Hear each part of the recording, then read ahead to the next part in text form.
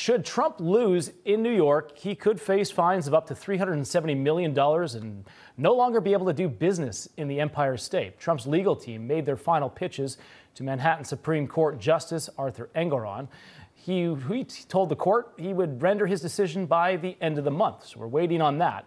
As we know, this is just one of 4 major cases pending against the former president. Despite all of his legal woes, Trump continues to forge ahead to the Iowa caucus, where the polls have him leading at over 30 points. So joining us now to break down the next steps for Trump and his legal team is Harvard Law School professor emeritus and author of War Against the Jews, Alan Dershowitz. Appreciate you coming on.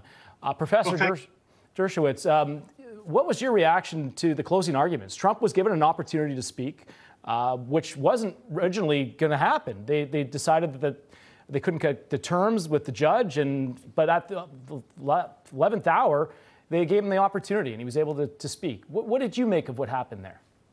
Well, it was smart of the judge to do it. He's not going to be influenced by it. He's not going to be influenced by anything. He's probably already written the opinion. He knew what he was going to do before this ever started.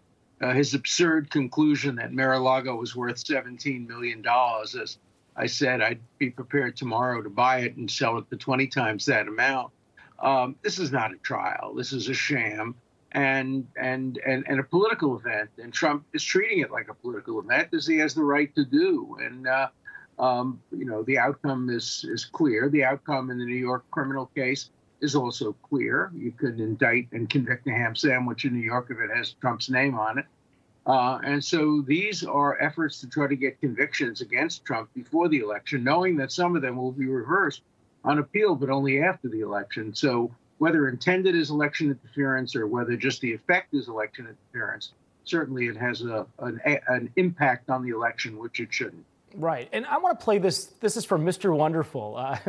We all know Kevin O'Leary. He can be very outspoken. This is what he had to say about this case. Taking the politics aside, the overall case against Trump in this courtroom. Let's watch. Forget about Trump.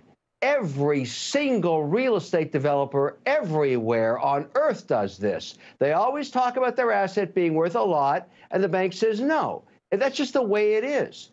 So in this case, when I'm trying to figure out, and I'm not pro or con, or I don't care about the politics, who lost money? Nobody. The bank got paid back the construction finance loan, and a new building was built.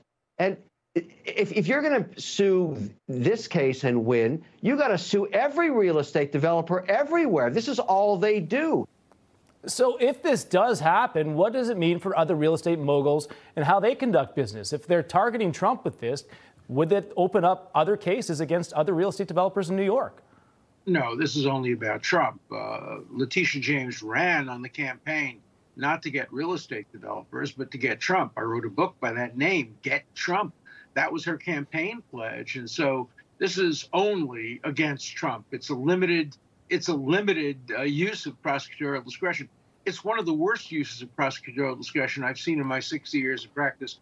Why are you protecting banks that have the best people to assess what the value of a real estate operation is, and especially since the banks didn't lose any money, aren't complaining, didn't initiate this, and won't benefit from it?